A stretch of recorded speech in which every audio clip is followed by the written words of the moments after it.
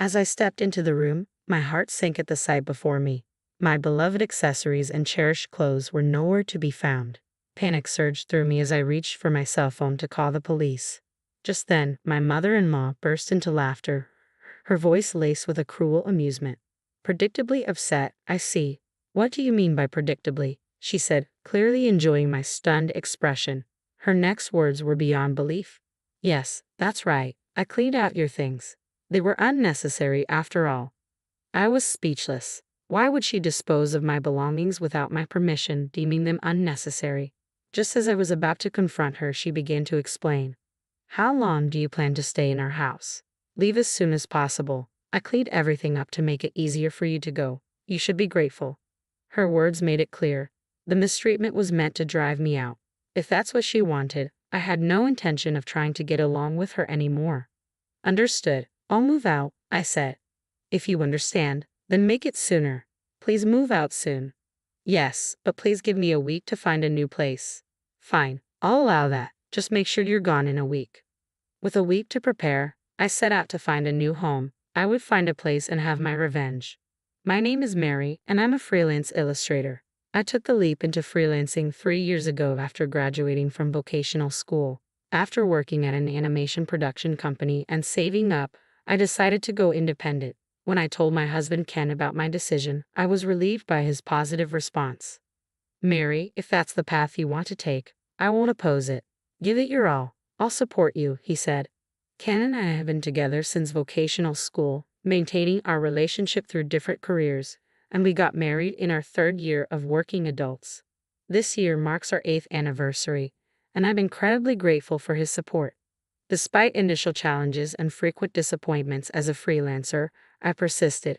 I continued to draw and post on social media, and eventually one of my drawings gained unexpected attention. This led to my rise as a prominent illustrator on social media. Jobs from companies and apps for sticker designs started rolling in, and my monthly income soon exceeded $8,000. I'm truly grateful for your encouragement. It's the result of your hard work, Mary. You're amazing, Ken said. I can't thank him enough. If he had opposed my decision to become independent, none of this would have been possible. I wouldn't have achieved this level of income if it weren't for my persistent efforts. Although I haven't saved up a lot yet, my goal is to buy a house and create my own workspace. While I'm grateful for the increase in work, our current flat is becoming increasingly cramped, making it difficult to store important documents. One day, my husband suggested a potential solution. Why don't we move to my parents' house? There's a spare room there, and it's only my mom living there now. What do you think? I was taken aback. Really? Are you sure that's okay? He reassured me. Yes, I've already spoken to my mom about it. Ever since my dad left with his affair partner when I was little, that room has been empty. Mom said it's fine for you to use it. It was a generous offer, and I saw no reason to decline. I agreed to the move, and 2 weeks later, we visited his family's house. My mother-in-law greeted us warmly. It's been a while, Mary, she said. Yes, it has, I replied. I've heard from Ken that you're a popular illustrator now.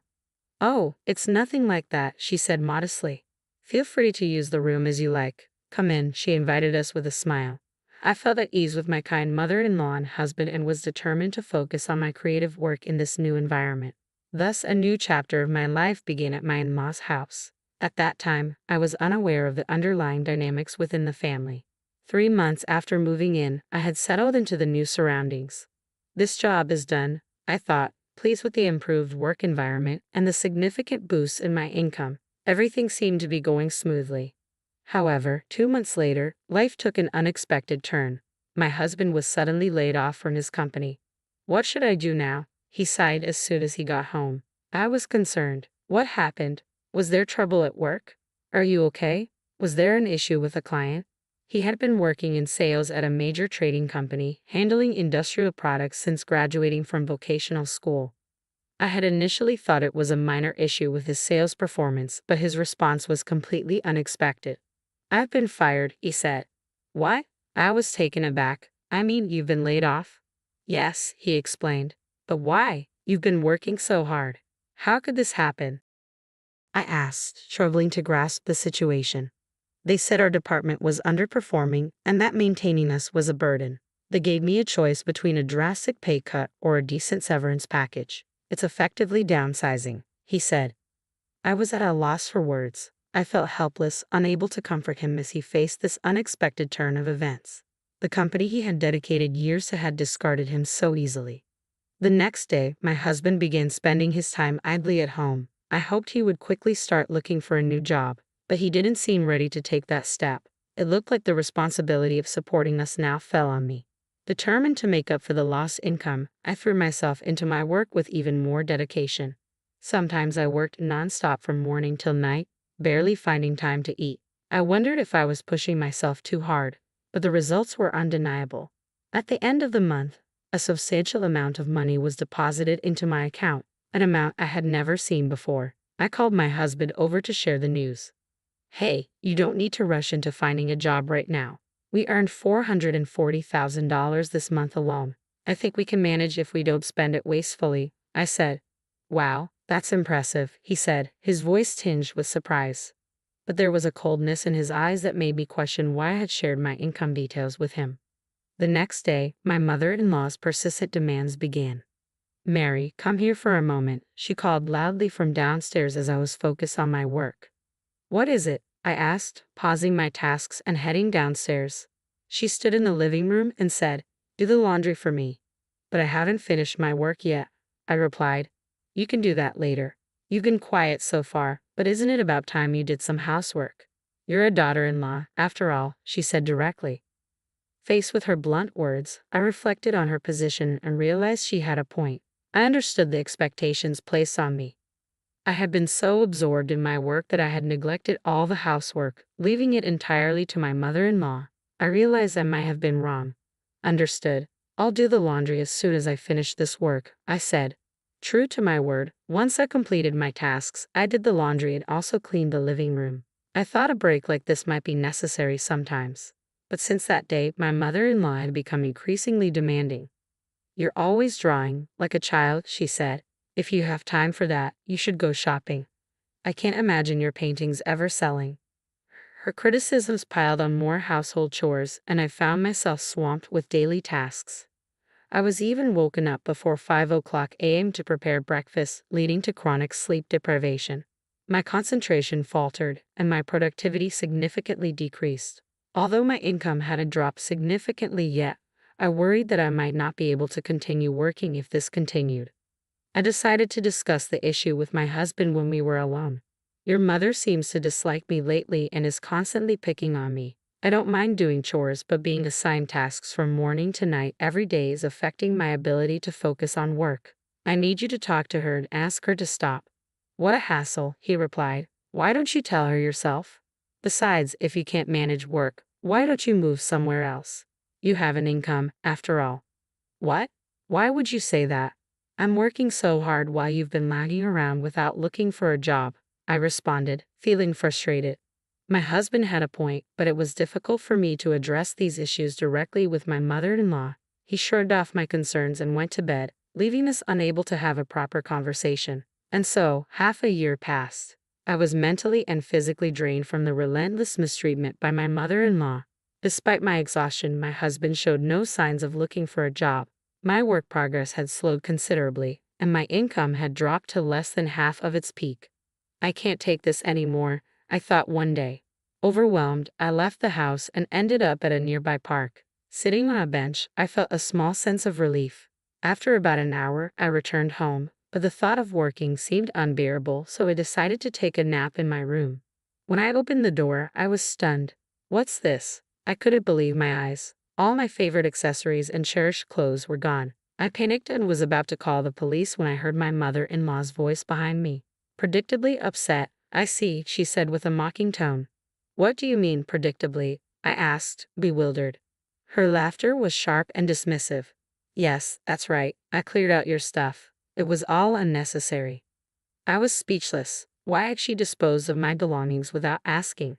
As I tried to process her actions, she continued, how long do you plan to stay here? Just leave already. I cleared everything to make it easier for you to go. You should be grateful. Her words made it clear. All this mistreatment was meant to drive me out of the house. If that's what she wanted, I no longer had any desire to get along with her. I understand. I'll move out, I said. Good, make sure you do it soon, she replied. Yes, but please give me a week to arrange a new place, I requested. Fine, you have a week. Just make sure you're gone after that, she agreed. I quickly found a new place to move to. Initially considering a detached house, I ultimately chose a luxury high-rise apartment to make a statement. I was leaving not only my mother-in-law, but also my husband, who was lazily depending on my income and showing no effort to find a job. Fortunately, I had saved enough money before my income dropped, which I used for this move. I signed the lease with the real estate agent and was ready to leave at any time. When the week was up, I packed up and prepared to leave. On the day I was set to depart, I filed for divorce from my husband. Did you sign this and send it back to the court? I asked. Huh? What's this? He responded, confused. This is a summons from the court. Why are we suddenly talking about divorce? He asked, visibly bewildered. At first, I felt sympathy for you when you were laid off, but your refusal to look for a job and your disregard for how your mother was treating me have left me questioning the point of staying married. Even if that's the case, does getting divorced mean you're leaving this house? Yes, I said firmly. I hadn't mentioned it before, but I'm leaving today. Today? But where will you go? What will you do? I've already found a new place, I replied. Remember, you were the one who suggested I move out. Are you really okay with this? He asked, his tone a mix of confusion and disbelief. I couldn't help but laugh. Am I okay? I'm more concerned about a future with you. I'm done here. Finally convinced, my husband agreed to the divorce. I was relieved to be free of the obligation to support him. Next, it was time to address my mother-in-law. Before leaving, I confronted her about the mistreatment. Why did you make my life so miserable? The harassment started after I mentioned my income. There must have been something inconvenient for you. Amy, thank you for everything so far, she said with a dismissive attitude. Honestly, I'm relieved I won't have to see your face anymore. Why did you start treating me badly? I pressed. Was it just because of my income? It's not a big deal, really, she said. I didn't like that you were earning more than Ken. You were making $40,000 a month at one point, more than your husband. A wife should earn less to save her husband's face. Besides, she added, Ken was paying for the household expenses even when he was struggling after being laid off. He's such a good kid, unlike you. I was stunned. All this negativity because of such a petty reason, and she believed my husband was footing all the bills. I couldn't wait to see how they managed without me. They were bound to face difficulties soon, but I kept that to myself. Well, I understand now, I said coldly. A wife who can't support her husband should leave. Goodbye. With those final words, I left their house. On the way to my new luxury apartment, I stopped by the post office to send the divorce papers back to court, formally severing all ties with my husband and his mother. I had no intention of helping them if they struggled. Once I arrived at my new apartment, I started arranging my belongings.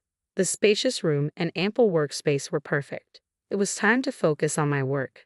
After unpacking, I dove straight into it. A month later, I received a call from my ex-husband. What could he possibly want? I ignored it, as I was busy, but the calls kept coming. Annoyed, I reluctantly answered the phone. What do you want? I'm busy right now, I said. Mary, where are you? He asked. I'm at home, working. What do you need? I replied. I'd like to talk to you in person. Can we meet?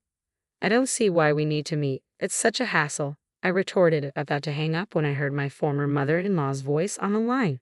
Mary, it's been a while. I have something to discuss. Can we meet? Her voice, usually so assertive, sounded almost pleading.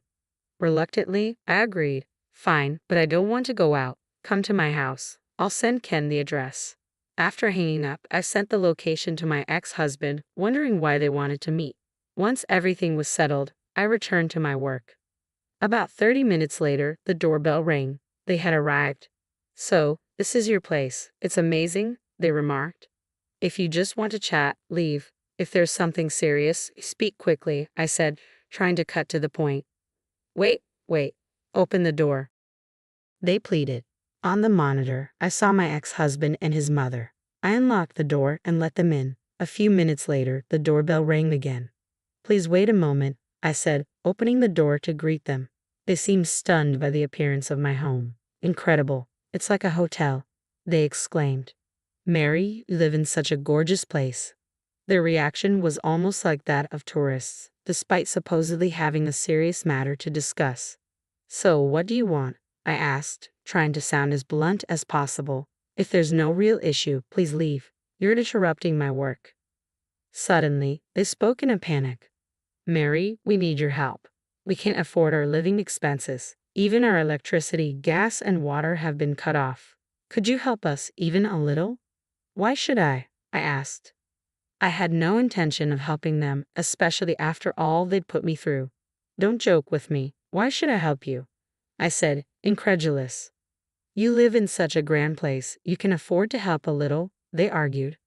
"We were once family, and I admit I made mistakes. Can't you help us just a bit?" Their audacity was beyond belief. "I worked incredibly hard to get here," I replied, my frustration rising. "Even before our divorce, I was supporting your lifestyle despite the harassment from my mother-in-law that cost me jobs. You wouldn't understand the effort I put in. You just exploited me and relied on my income." Their silence was all the response I needed. "This conversation is over. If you come back, I'll call the police. Goodbye. I never want to see you again."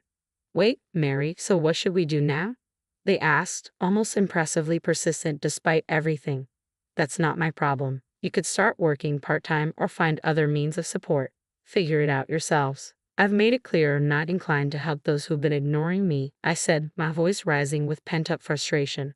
I yelled at his mother, and their shocked expressions told me they were finally grasping their situation. They hurriedly left, and I felt a sense of satisfaction watching them go. Their desperation, so different from their previous arrogance, was unforgettable. Helping them was out of the question. I returned to my work, determined to move on.